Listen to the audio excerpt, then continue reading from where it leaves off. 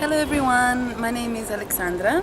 I'm very proud to be representing TAF, the Organization for Marine Preservation in Monaco, and I have been asked to film a few things about my experiences with the marine life, and I'd like to share with you some of the things that I have learnt over my time living in Australia, and also some of the significance of the ecosystem of the ocean that I have learned from many people, many teachers, including Justin in Australia and Stan from Shambhala Centre.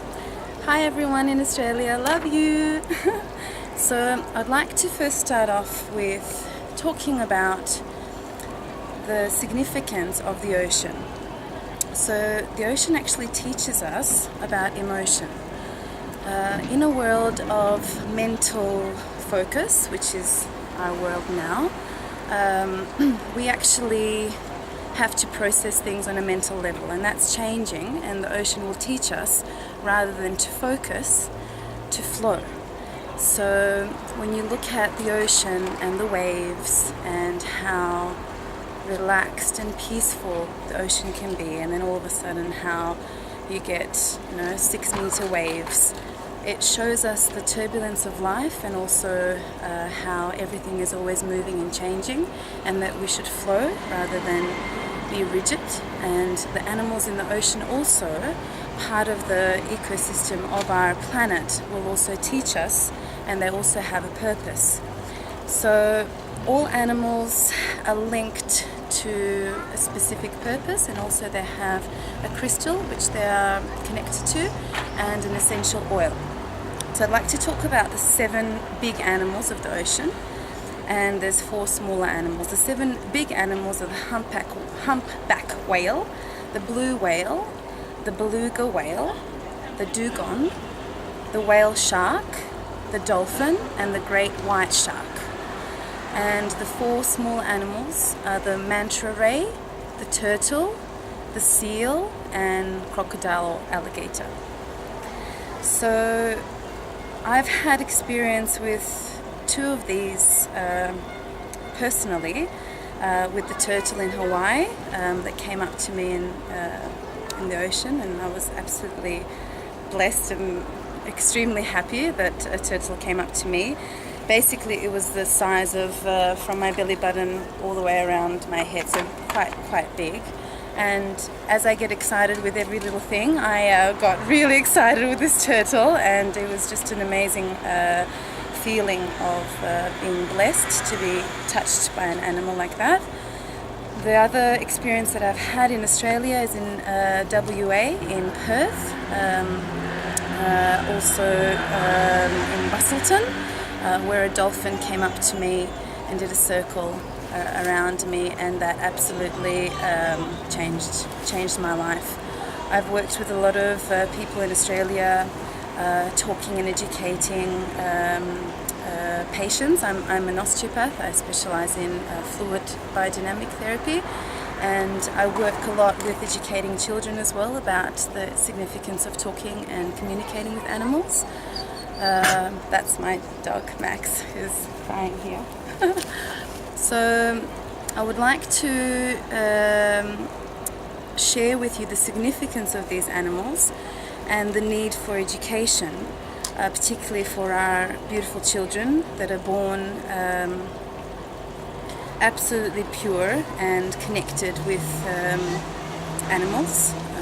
Parents often put a fear into the children, so it is my purpose and my pleasure to educate parents, and also to communicate with children, and to be part of that connection where you are in your childlike form, which is you're happy with absolutely everything, you're in the moment and you flow. So since it's a mental world rather than an emotional world, I'd like to talk a little bit about how we used to be in our ancestral connections in the time of Atlantis, in the time of ancient cultures, where people would feel more than think, and the ocean and all of the animals will actually teach you different ways of feeling. So let's start with the great white shark. Da, da, da, da, da, da. Now in the Western world, the shark has been portrayed as something that people should fear. Woohoo! Party! France is playing against Portugal, so it's the final, so preparations are happening in football. So the shark is not to be feared. Growing up in Australia, we actually knew for a fact that sharks, as soon as they well, they don't really bite humans unless a human is injured. They actually spit them out because we don't taste very nicely. So sharks are actual scavengers, and they feed off scraps in the ocean. So without sharks, we don't have a healthy ecosystem of the ocean. So it's really important for us to teach our children to respect sharks and not to actually fear them. Of course, you wouldn't put a child in the middle of the ocean and test it, but in terms of scaring the children and saying things like, you know, Jaws the movie, you know, it's all dangerous, sharks are out there to kill us, they're not. They're actually very, very shy, and they're very lazy, and they follow dolphins around and say, feed me, scraps, scraps. In terms of the energetic component of what a shark resembles, it actually is a form of protection. So the fact that it looks really scary and it's got those big teeth, in ancient cultures and in a lot of islander cultures, they actually perceive that as the provider, as the protector, and it's a positive, you know, influence in you know, the islands of Australia and all around the world. So, protector of the reef, cleans up all the scraps so that the reef can survive. And I'm just reading a few notes here so I don't make any mistakes. Provides strength and protection. So if we teach our children that sharks are good for the reef, then children won't be as scared. And the opposite of fear is love, so going into their nature, which is to love unconditionally. The dolphin represents emerald, which is spiritual healing. Dolphins are healers. They often will come to you if you think that you have achieved something, and they will say to you there's no end process of anything in life, so you keep going and you keep doing as best that you can, and they are a symbol of healing.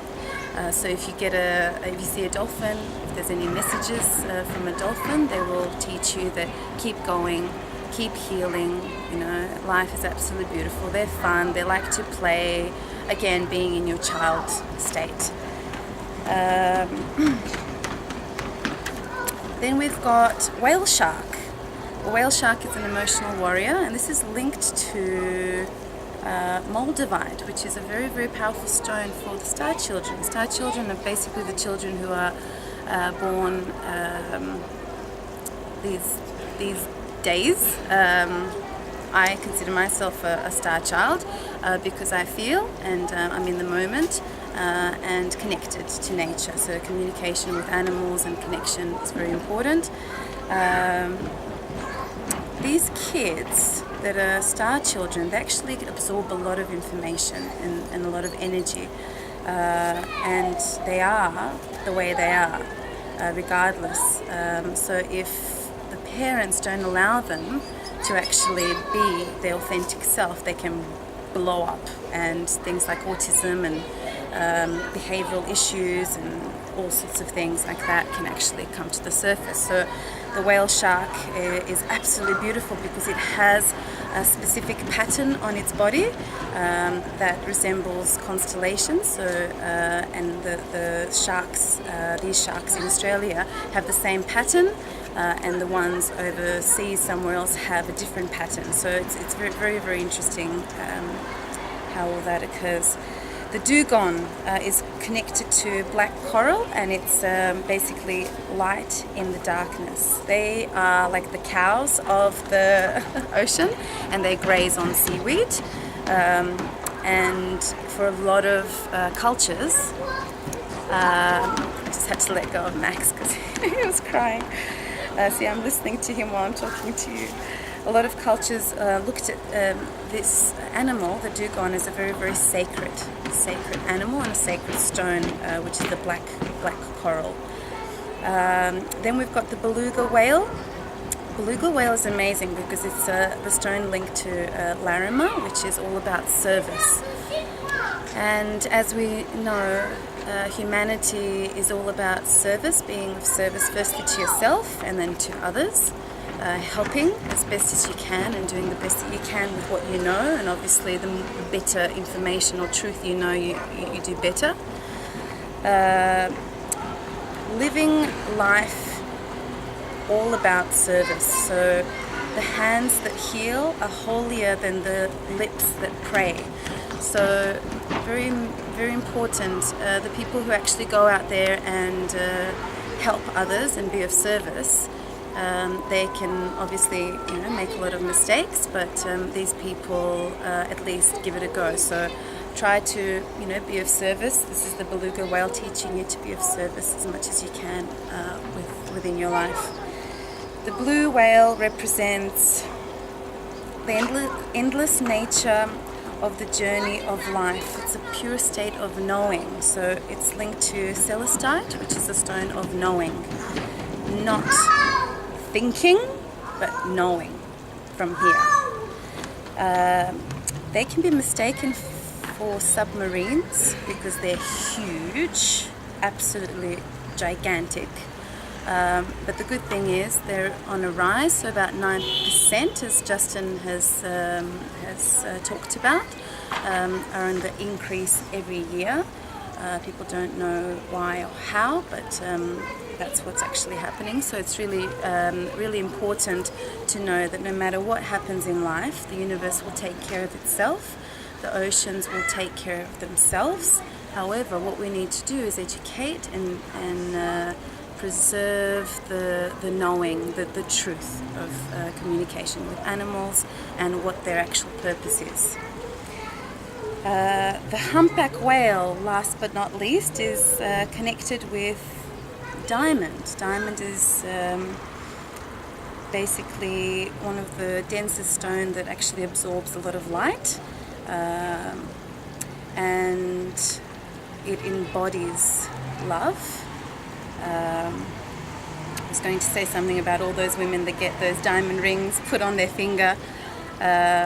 It's really important to give a ring with the intention of being in unison with someone, connecting with them and not putting a spell on them or trying to hold their light. So it's very important, women, how you receive these rings from men, and it's very important, men, how, with what love and intention, with truth and integrity and unconditional love that you give. The humpback whales teach us to be in a complete state, which is like a child. We should live life on this earth like a child. We should enjoy everything that God has given us and really embrace the now and learn from our children. So the biggest goal for me is to help educate other people about these things perhaps that they may not have heard or they may not have known. So if you find this video interesting, please share it with your loved ones, and if you have any more information you can contact Barrett from the TAF Foundation or myself via email, and I'm sure Barrett will give all the information. It was a pleasure speaking to you, and I hope that you heard something that felt like truth in your heart, and hopefully I'll be able to talk a little bit more about the ocean and my experience with these beautiful animals soon. So bye for now and have a lovely day.